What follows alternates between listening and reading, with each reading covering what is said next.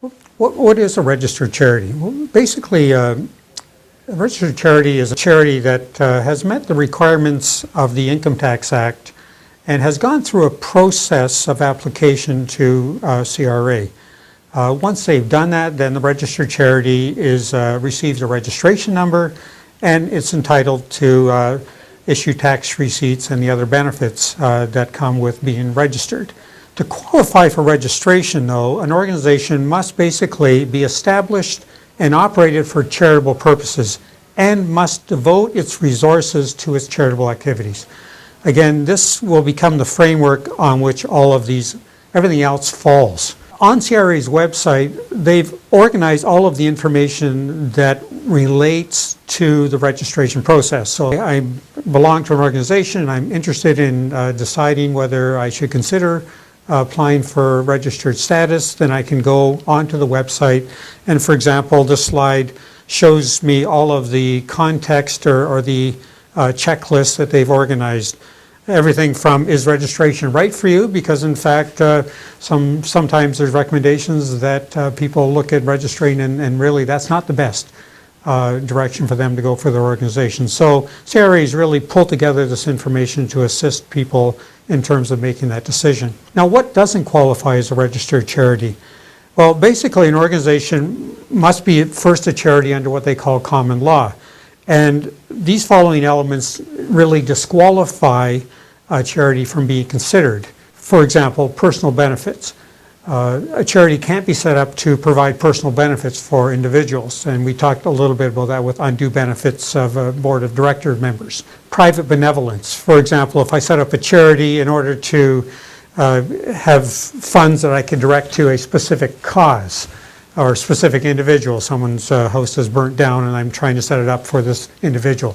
That's really doesn't fit the public benefit test and therefore isn't appropriate. For political purposes, I can't really set up a charity to be a political entity. I can have some political activities related to a charity, but I can't set it up for that to be its end goal. And then, of course, activities that are illegal or contrary to public policy. In the application process, an organization needs to identify what is called its charitable purposes, and then these charitable purposes will eventually set out in their governing documents. Now, basically what the charitable purposes are, sometimes they're called purposes or objects, it's really what the charity intends to achieve. So why is a charity asking to be registered? And within the documentation, there are basically 4 categories under which these charitable purposes must fall. For example, the relief of poverty is one of them, the advancements of education, the advancements of religion, or other purposes beneficial to the community. Now, what CRA has done is they put together what they call pre-approved model objects to help simplify the application process. So, for example, these are the pre-approved model objects that might be used for the advancements of education. So any one of these 4 objects would provide a point of reference which a charity would say, yes, these fit together with what we want to achieve as a charity, and this now provides a framework. Now, you don't need to use pre-approved model objects, but if you don't, there's other processes that end up coming in place. What a charity must also do is, once they've looked at what they want to achieve, then they must identify what are called activities. These are how the charity will achieve its objects. In the wording in the application, then you have phrases where each activity needs to identify where it will take place, who will be involved, how it will be carried out. And for example, you look at the purpose, to relieve poverty by operating a soup kitchen, but that's really broad. And so CRA expects the organization applying to be very specific. This organization will operate a soup kitchen at this certain place. It will offer breakfast, lunch, and dinner 365 days a year. It will be staffed by 4 volunteers, and it will advertise at the local churches and community centers. So CRA expects this kind of specificity. The main issue to remember here is that in the application process, you've identified your purposes and your activities. This provides the frame of reference on which everything else occurs. because the bottom line is that Revenue Canada wants to make sure that you are directing your resources for your charitable activities, or substantially all of your resources in that direction. And resources is more than just financial. So it really looks at funds, personnel, and property. It also is an extension of that is around time, energy, and focus.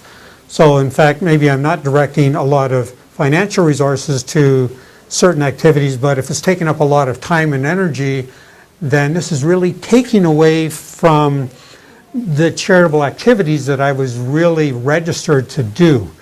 And so that's really a critical factor for CRA. So CRA provides guidelines about the use of resources. And on their website, they've got a nice little entry point that says, these are the allowable activities that a registered charity is allowed to engage in. And so they've got checklists, and each of these checklists identifies some of the components. CRA has also provided guidelines around what they call different categories of expenditures.